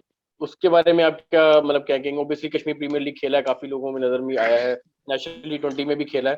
तो जमान खान के बारे में थोड़ा सा मैं चाहता हूँ कि व्यूअर्स के लिए थोड़ा सा गाइड बताएं। यार जमान को ना, एक तो पहली बात ये कि वही बात होती है कि कुछ बच्चे बड़े लकी हो जाते हैं जब उन्हें बहुत जल्दी ना कोई अच्छे मेंटोर्स या ऐसे लोग मिल जाएं जो उनका ख्याल रखते हैं। जमान खान को सबसे पहले मुल्तान सुल्तान, जब प्रीवियस मैनेजमेंट की मैं बात कर रहा हूँ, उनके पास लेकर आए थे। एक अवैस हैं, Awais used to play cricket, is a coach now. Awais के साथ था Zaman, and he was also helping out an NGO, और वहां पर बच्चों के साथ क्रिकेट कोचिंग और सब कुछ वो करता था अवैस। तो अवैस लेकर आया था इन क्या नाम, इन 2017 का एंड, कि ये बच्चा है, आपने इसे जरूर ट्राई करना। ही वो 16 years old eight that point time, ये 17 होगा अब, जो भी एज है पता चला मुझे सारे उसके मैथमेटिक्स ना करनी शुरू कर देना, बट जो भी था, he he was at that point in time I think under the age of 17। मैं इसलिए कह रहा हूँ क्योंकि अगर तो हमने फरवरी में पहले वीक में एक एग्जीबिशन मैच किया था मुल्तान में, विच वाज मुल्तान सुल्तान का पहला एग्जीबिशन, जिसके अंदर एक टीम का कैप्टन शुएब मलिक था, एक टीम का कैप्टन वसीम अकरम था। मैं वसीम भाई की टीम की तरफ से मैं खेला था और मेरे साथ ही जमान खेला था, ठीक है। और जमान का वो पहला मैच था और अभी वो आया ही था, तो वसीम भाई ने अपने ओवर्स किए एक दो, और वसीम भाई चले गए ड्रेसिंग रूम में, तो सुहेब कैप्टन। सुहेब न्यू जमान पहले का, और वो देखता रहा था ना, तो उसने उसे बॉलिंग भी दी। उस दिन भी जमान ने एक दो खिलाड़ी आउट किए, और आज भी उसकी विकेट, आज भी आई थिंक उसकी हाइलाइट्स वगैरह ऑनलाइन अवेलेबल हैं। मुल्तान दा मुकाबला या पता नहीं इस टाइप का नाम था उस इवेंट का, तो उस वक्त हुआ ना। तो उसके बाद मैंने जमान को ले गया टू नदीम खान, जो उस वक्त मुल्तान सुल्तान के मैनेजर थे, और नदीम भाई ने कहा कि नहीं यार, इसे इसे इस लड़के पे मैं नजर रखता हूँ। बल्कि नदीम भाई also made a couple of calls I think, और पाकिस्तान अंडर 17 के कैंप में जमान कॉल अप हो गया, ठीक है। उसके बाद से हर साल Awais was giving update to us, लेकिन क्योंकि कश्मीर का लड़का था, सब ये इतनी इतनी बात मैं भी मतलब बिल्कुल झूठ नहीं बोलूंगा, सच्ची बात बताऊंगा, मैं ऑनेस्टली सोच रहा था कि वजीरिस्तान के इलाके से, क्योंकि उस वक्त जब आया था ना ये, तो आई ऑनेस्टली थॉट कि उस इलाके से, बट इतना पता था जमान जमान जमान पता हमें चल गया हुआ था।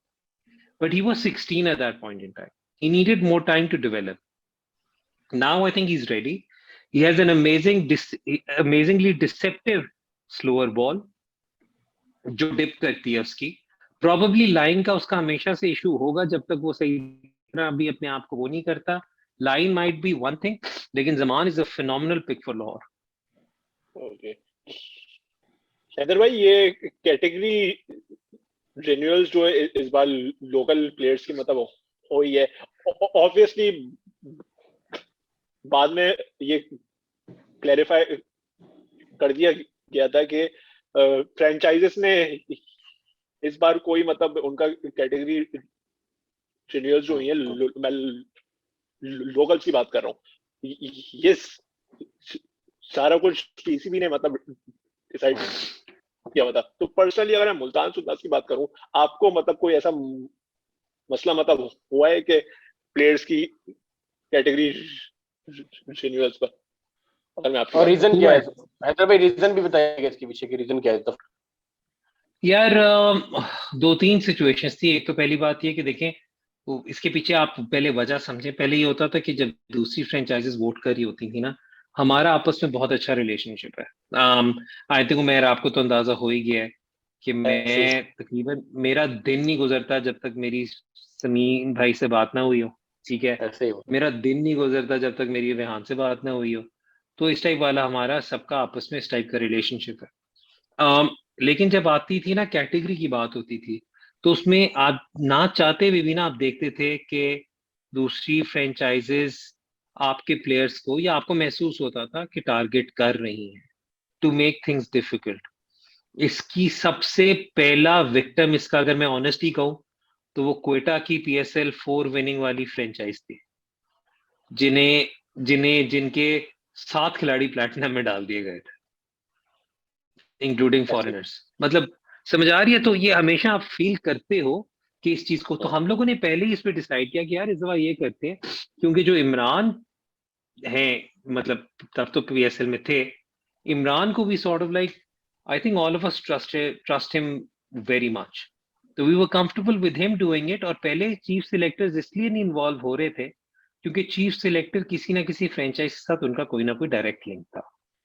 तो हमने इस दफा ये पहले ही कह दिया कि क्यों ना इमरान और चीफ सिलेक्टर को हेल्प करे इमरान, और उसके ऊपर ये होगा कि आप हमारी कैटेगरीज हमारे साथ शेयर करेंगे, हम उस पर रिव्यू फाइल करेंगे और रिव्यू फिर जाएगा, because right now we are in that unique position where even the chairman is a former captain of Pakistan, then the chairman can make the final decision as far as category renewals are concerned.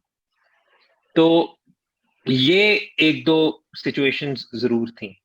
तो ये इस तरीके से, ये process इस तरीके से हुआ था। तो हमारे साथ इनिशियली कैटेगरीज शेयर हुई, हमने उन पे कुछ पे रिव्यूज फाइल किए, रिव्यूज बाद में PCB के पास गए, उसके बाद उन्होंने फाइनल लिस्ट इशू की। मैं किसी और फ्रेंचाइज के बिहाफ में नहीं बोलूंगा। अगर मैं अपनी फ्रेंचाइज के बारे में बात करूं तो शाहिद अफरीदी, आई अंडरस्टैंड उन्होंने ज्यादा नहीं खेला था, but we filed review that he should still be in platinum, क्योंकि प्लैटिनम में मेरे पास एक तो अपॉर्चुनिटी भी ज्यादा होनी थी लाला को रिटेन करने की, बिल्कुल मैं आपको फ्रैंक बता दूं, और दूसरी बात थी कि वी फेल्ट कि यू नो मतलब we wanted Lala to play his last season for us, but when he expressed his wishes, और नदीम भाई को हम ना कर नहीं सकते, मैंने आई थिंक पहले भी मल्टीपल दफा कहा है, तो फिर then we respected his wishes.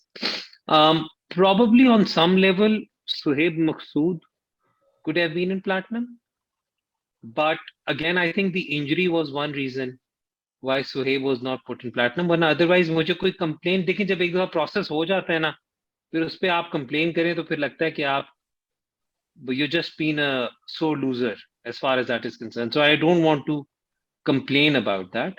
लेकिन हाँ, लेकिन मेरे भी, अब आप देखो कि डायमंड में कितना खिलाड़ी थे यार, गोल्ड का तो मैं कुछ नहीं कह सकता ना, गोल्ड तो मिनिमम रिक्वायरमेंट है कि अगर आपने पाकिस्तान खेला है तो आप गोल्ड से नीचे जा नहीं सकते, ठीक है। लेकिन क्या नाम है, डायमंड मेरा बहुत ज्यादा खिलाड़ी वॉज इन डायमंड। हैदर भाई, मतलब अब आगे भी जिस तरह की आपने बात की कि ओबियसली जो पहला वाला एक प्रोसेस था उसमें कहीं ना कहीं बाइसनेस आ जाती थी, तो इसका मतलब ये कि इन फ्यूचर भी अब यही एक सिस्टम अप्लाई किया जाएगा, और जैसे कि आपने बात की शाहिद अफरीदी, जितने भी इस टाइम सीनियर खिलाड़ी हैं सबको बेसिकली डायमंड कैटेगरी मिली है, अदर देन मतलब शायद हफीज और मलिक, इवन मोहम्मद आमिर, तो सब की यही थॉट प्रोसेस, ओबियसली आप तो अपना ही बता सकते हैं, लेकिन मतलब आपको लगता है कि यही अब आगे भी चलेगा? यार ये तो I think on some extent I can also understand the PCB making certain decisions, क्योंकि हो सकता है उन्होंने उस आय से देखा हो कि यार कौन इस वक्त उनके प्लान्स में है कौन नहीं है, जब उन्होंने ये डिटरमिन किया हो। बट देखिए आने वाले वक्त में आप कुछ उसकी कह नहीं सकते, अगर तो ऑक्शन वाला सीन हुआ तो उसका भी हमने पूरा अभी मैकेनिज्म डिवाइस करना है। मैं सबको ये भी बताता चलो, जब मैं बार बार ऑक्शन कहता हूँ उसका मतलब ये नहीं है कि खुली ऑक्शन हो, नहीं, वो भी एक सैलरी कैप के अंडर ही रहकर होती है, then that auction takes place. लेकिन मैं आपको ये समझाने की कोशिश कर रहा हूँ कि उसमें फिर हो सकता है कि बेस प्राइस वो डिटरमिन करें PCB वाले, लेकिन अभी ये मैकेनिज्म डिवाइस होना है, इस पर भी कॉन्वर्सेशन होनी है। बट अभी के लिए there were certain people who had reservations about how this process was conducted this year. अगर तो अगले साल ड्राफ्ट हुआ तो I have a feeling the franchises would again want to get involved in the voting process. Haider भाई, लेकिन अभी जो प्रोसेस चल रहा है उसके अंदर मेरे ख्याल में फाइनेंशियली ऑलरेडी आप लोग लॉसेस में हैं, तो इज इट पॉसिबल कि मतलब हम ऑक्शन पे जा सकें? क्योंकि ऑलरेडी अगर आप देखें तो उस तरीके से कोई भी एक अनफॉर्चुनेट है कि वो कोविड की वजह से जो पाकिस्तान में, जिसमें मुल्तान में और रावलपिंडी में फुल पैक हमने देखे थे क्राउड, वो अनफॉर्चुनेटली कंटिन्यू नहीं कर सका। अगर वो एक पूरा सीजन हो जाता तो we will be in a better position कि हम अंडरस्टैंड कर सकते हैं कि किस तरीके से हमें PSL आगे लेके चलनी है। तो क्योंकि रमीज राजा ओबियसली ज्यादातर उनकी ख्वाहिश है कि हम ऑक्शन में जाएं और बड़े से बड़े नाम जो हैं हम लेके आए PSL में, ताकि वो एक बड़ा ब्रांड बना सकें। तो it could be possible in reality. यार I'll be honest with you, अगर आपने PSL को बड़ा करना है तो you have to have out of the box thinking, which right now the chairman is doing so. I mean auction, again अब आप ये भी देखो ना कि ऑप्शन के अंदर अब कुछ लोगों की तो इस प्रेजेंट सिस्टम से भी इतराजात हैं कि हमें कुछ प्लेयर्स को उनकी कैटेगरी के इसलिए देने पड़ते हैं पैसे बिकॉज पीसीबी डिटरमिन्स दैट, या उनकी कैटेगरी ये बनी पड़ी है। इन ऑक्शन में the fair market value of that player would come into play. Okay, last में अब थोड़ा इसको रैप अप करते हैं। अनवर अली का आपने काफी ज्यादा बताया पहले भी, इसमें मैं थोड़ा सा नंबर्स जानना चाह रहा था कि अमाद बट भी हमारे पास अवेलेबल थे इन ड्राफ्ट, उनको किसी ने पिक भी नहीं किया, एंड आमिर जमाल एक काफी एक प्रॉमिसिंग टैलेंट आ रहा है, शायद उनके पास एक्सपीरियंस इतना नहीं है, तो उनके नंबर्स आपने इस जाहिर बात है किए होंगे कंपेयर, तो किस तरह बेहतर निकल कर आए अनवर अली अबव अमाद बट एंड आमिर जमाल? पहली बात तो ये, मैं बड़ा इम्प्रेस हूँ आपसे जो आपने आमिर जमाल का जिक्र किया। I'll be honest with you, Aamir Jamal को हम डेफिनेटली कंसिडर कर रहे थे, so hats off to you for keeping an eye out, so that's good. I mean मुझे जो अच्छी बात लगी है ना, जब से आपके डोमेस्टिक जरा ज्यादा ब्रॉडकास्ट वगैरह होना शुरू हुआ है, बिकॉज आप लोगों की भी अवेयरनेस बढ़ी है, which means that the Pakistani fan is getting more educated. So seriously मतलब शाबाश, मैं पहली बात तो ये सीधी तरह ऑनेस्टली कहूँ। आमिर जमाल हमारी कॉन्वर्सेशन में जरूर थे, अमाद बट भी थे, इमरान रंधावा भी थे। बड़ा मैं सच होके बताऊं तो मैंने रिटेंशन से पहले आमिर यामीन भी ट्रेड इन करने की कोशिश की, लेकिन वो gold category was one place जहां पर हमने स्टक होना था, और प्लस एंड पर कराची ने रिटेन कर लिया। अमाद बट वर्सेस आमिर यामीन, अमाद बट वर्सेस क्या नाम है, अनवर अली में Anwar Ali had the advantage over batting, ठीक है। उनकी batting was considerably better over the last few years.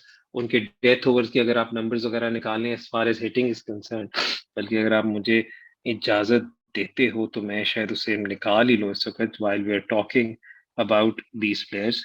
तो वो उनके अनवर अली के नंबर्स बहुत इंप्रेसिव थे in that particular sphere. Imran Randhawa we were seriously considering, लेकिन then Anwar Ali had better bowling numbers than Imran Randhawa. Amir Jamal is someone who bowls 140, ठीक है, and can also bat. लेकिन अगर आप उनका अभी उनके डेटा पे आप रिलाई कर नहीं सकते क्योंकि सैंपल साइज बहुत छोटा है। आपको इस चीज का ख्याल रखना पड़ता है जब आप डेटा को देख रहे होते हैं, तो आपने सैंपल साइज को जरूर नजर रखनी होती है कि सैंपल साइज उनका क्या बन रहा है। So that was a concern for us as far as that is concerned. ठीक है, तो वो मैंने कहा मैं आपको एटलीस्ट उसमें ये वाली बात पॉइंट आउट कर दूं। तो ये थॉट प्रोसेस था इन लोगों के उस वक्त कॉन्वर्सेशन का। I am trying to pull up my sheets, अगर मुझे यहाँ पे मिल जाती हैं फॉर अनवर अली, जो इस वक्त मुझे मिल नहीं रही, वरना मैं आपको फिर उसमें एग्जैक्ट स्पेसिफिकली आपको बता देता। प्लस हमें से यू नो एंडी ने इनमें से काफी लड़कों के साथ काम किया हुआ है, तो हमें आइडिया था। जिस तरह मैं अब आमिर जमाल की बात बताता हूँ, अगेन सैंपल साइज बहुत कम है। आमिर जमाल की एक इनिंग्स है ऑफ सॉर्ट ऑफ लाइक जहां पर उन्होंने अच्छा स्कोर किया था, लेकिन ओवरऑल 4 मैचेस में उनका जस्ट 42 रन्स थे, तो 4 matches isn't good enough for us to gauge कि क्या सिचुएशन है उनकी। So that was one thing. एक मैच में उनका 27 रन थे ऑफ 14 बॉल्स, उसके अलावा then we didn't have enough sufficient data on him to be honest with you. और अगर आप उनकी बॉलिंग भी करें, अगेन प्रॉब्लम हमारी वही है कि हमारे पास सफिशिएंट डेटा नहीं था। लेकिन डेथ ओवर इस वक्त के जितने भी मैचेस वो कम खेले हैं, जितनी भी उन्होंने बॉल्स की हैं, उसमें 13.2 का उनका आ रहा था, रन रेट आ रहा था, सॉरी इकोनॉमी रेट आ रहा था। तो अगेन इस मौके पर पीएसएल के वक्त आपकी ज्यादा कोशिश ये होती है कि आप फिर सॉरी मेरा जरा फ्लू थोड़ा सा एक्टिव हुआ है, आप कोशिश यही करते हो कि आप जरा रिलायबल परफॉर्मेंस पे जाते हैं। Then Anwar Ali experience and everything, plus Mushi bhai has worked with him as well, I know Annu, so we were very comfortable going in with Anwar Ali, plus last 2 years की उसकी batting बहुत exceptional है, बहुत ज्यादा exceptional है। तो हमें primarily वो नंबर 7 नंबर 6 वाला रोल हम देख रहे हैं, जिसके अंदर Anwar Ali doesn't necessarily have to be one of our 5 bowlers but has to be one of our 7 batsmen. Okay. भाई कार्लोस ब्रैथवेट आपकी कंसिडरेशन में थे किसी तरह? लास्ट टाइम बड़ा अच्छा मतलब उन्होंने जैलन किया था टीम के अंदर, अच्छी लगी यार थी कार्लोस आपको? ब्रैथवेट हमेशा से मेरी कंसिडरेशन में होते हैं। कार्लोस ब्रैथवेट और मैंने सबसे पहले इकट्ठे T10 में टाइम स्पेंड किया था, फिर उसके बाद मैं बहुत मैसिव कार्लोस ब्रैथवेट फैन हूँ। पिछली दफा भी मैंने लड़के पिक किया था कार्लोस को। इस दफा भी रिकी की कॉन्वर्सेशन हमारी बिल्कुल चल रही थी। लेकिन सिचुएशन ये है कि इस वक्त he is coming out of a shoulder injury, so he would not qualify as an all-rounder because I don't think he will want to risk his shoulder at this point. So that is also something to take note of. अच्छा, last question ये कि आपको क्या लगता है कौन सी team ऐसी है जो मुल्तान सुल्तान के लिए सबसे ज्यादा डेंजरस या टफ मुकाबला जैसे ले सकती? अभी अभी ऑब्वियसली भी बहुत अर्ली है ये बात कहना, लेकिन फिर भी एक थोड़ा सा कोई ना कोई एक ग्लिम्स नजर आती है कुछ चीजों में। यार आप ऑन पेपर देखो ना, अगेन अब आपको हर कोच की फिलॉसफी अंडरस्टैंड करने की जरूरत है। अगर आप ऑन पेपर देखो ना तो मैं हमेशा से कहता हूँ the beauty of PSL is that every team on paper is very very balanced and very very competitive. जो मैंने बिल्कुल शुरू में बात की, जिस तरह मैंने अबू धाबी से रिलेटेड हमारी बात की थी, 2 रिजल्ट्स आपके हक में चले जाएं आप बहुत अच्छी पोजीशन में होते हैं, 2 रिजल्ट्स आपके खिलाफ चले जाएं आप बहुत अच्छी पोजीशन में होते हैं। अब आप ये देखें कि जब अबू धाबी लेग में जिस तरह का लाहौर ने स्टार्ट किया था और जिस तरह का स्टार्ट वो लेकर आए हुए थे, ठीक है, no one could have even imagined that Lahore would not qualify in the playoffs, right? But 2 results went against them, and not just against them, मतलब let's be honest, जो दोनों मुल्तान के खिलाफ डिफीट्स थी उनकी वजह से उनका नेट रन रेट काफी सफर हुआ था, जो बाद में उनके लिए फिर अनफॉर्चुनेट सिचुएशन क्रिएट होगी, वरना वो पॉइंट्स में तो balance I think they were even, right? But ये वाली चीज हो, हाँ, बट तो आप समझ लो ना कि it is a very unforgiving format PSL का, ठीक है? तो उसमें फिर आपके 2 रिजल्ट इधर हो जाए तो कुछ वरना हिस्टोरिकली यार जिसकी भी पाकिस्तानी कोर स्ट्रांग हो, that team will always do well.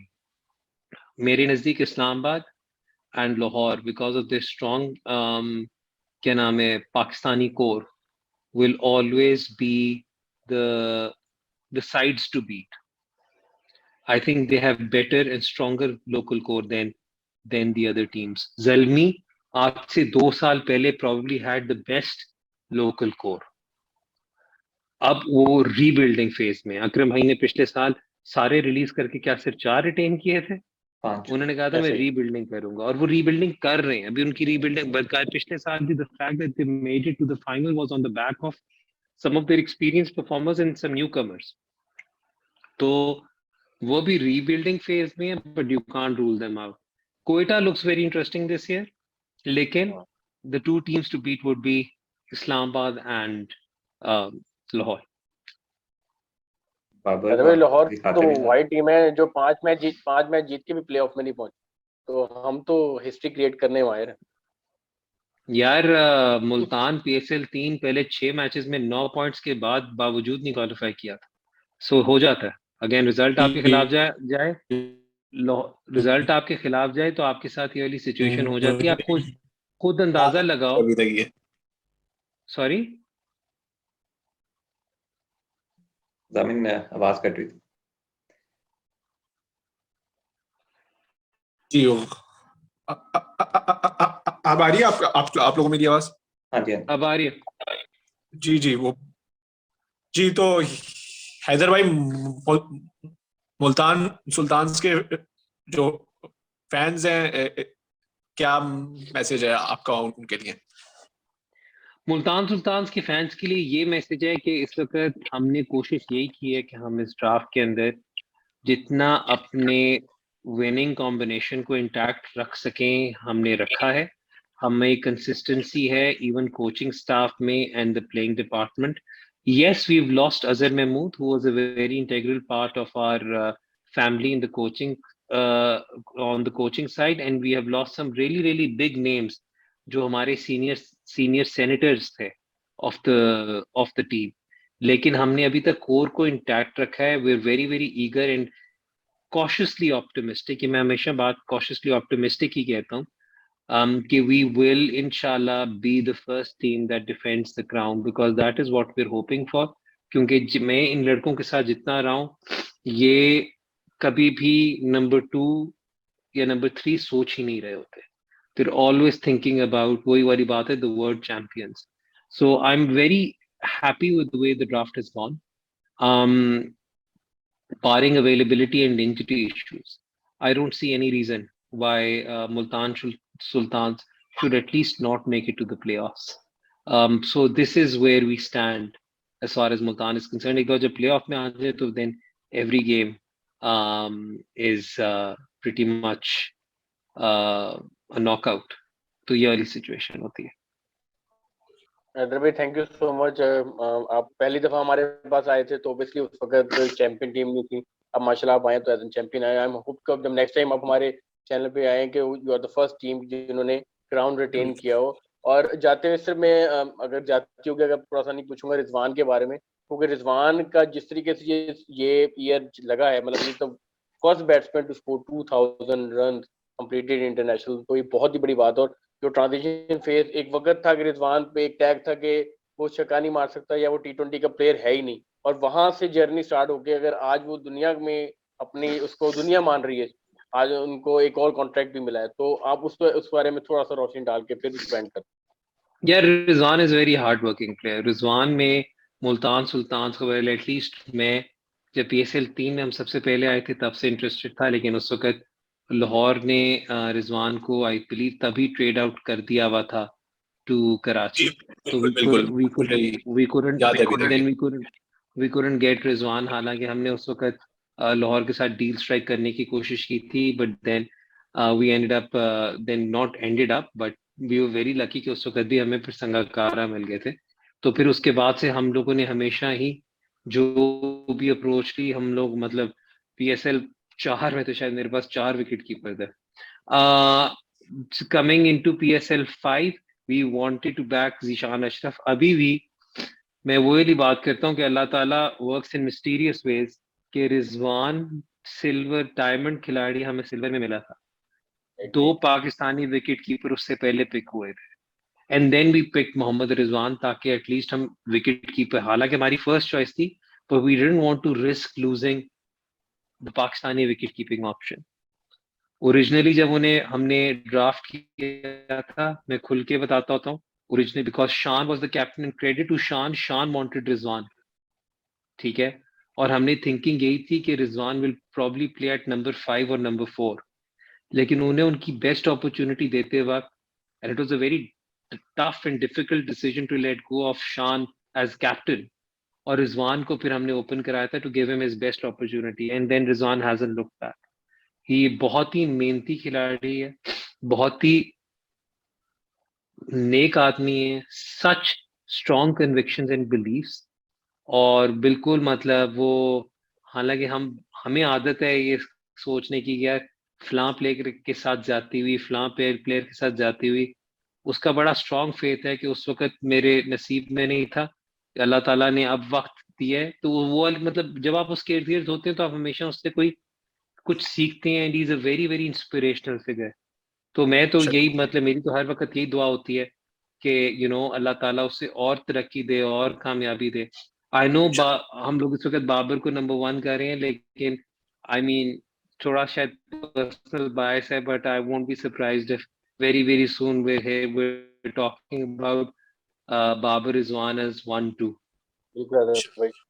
और जिस तरीके से हेडन को उन्होंने during world cup English Quran दिया था, तो उसके बाद वो कई दफा उन्होंने भी ये बात की. तो he is a very spiritual personality, और जिस तरीके से वो गैदर राउंड करते हैं सबको, तो हेड्स ऑफ जहाँ से वो चले, और एक जैसे कहते हैं कि बहुत बड़ी सक्सेस स्टोरी है वर्ल्ड में भी जिनको फॉलो किया जा रहा है.